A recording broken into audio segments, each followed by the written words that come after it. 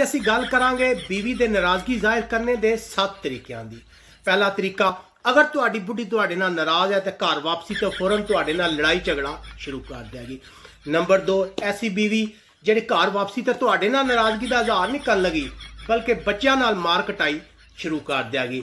Number 3, ਐਸੀ बीवी ਜਿਹੜੀ ਘਰ ਵਾਪਸੀ ਤੇ ਤੁਹਾਡੇ ਨਾਲ ਲੜਾਈ ਨਹੀਂ ਕਰਨ ਲੱਗੀ, ਤੁਹਾਡੇ ਨਾਲ ਮਿੱਠੀਆਂ ਗੱਲਾਂ ਕਰੇਗੀ लेकिन आखिर उसका सबर जवाब दे जाएगा तो फट पवेगी। नंबर 4, ऐसी बीवी जिहड़ी तुहाडे नाल नाराज़ है वो तुहाडी गैर मौजूदगी विच तुहाडे सारे घर वालियां नाल लड़ाई झगड़ा करेगी ते जैसे ही तुसीं घर दाखिल होवोगे तुहानूं पता चल जाएगा सारे घर दा सकून बर्बाद हो चुकिया। नंबर 5, ऐसी बीवी जिहड़ी अपनी नाराज़गी फौरन अपने मेके तक पहुँचाएगी, घर वापसी तो फौरन तुहानूं ससुराल तो फोन आना शुरू हो जाएगा कि तुसां साडी कुड़ी नूं औखा रखिया। नंबर 6, ऐसी बीवी जिहड़ी नाराज़गी का इजहार बड़े महजब तरीके नाल करेगी, तुहानूं दीनी हवाले देगी तो तुहानूं दसेगी कि इस्लाम विच औरत दे कितने हकूक ने। इस तो इलावा भी अगर बीवी की नाराज़गी जाहिर करने का कोई तरीका तो तुसीं कमेंट करके सानूं दस सकदे हो।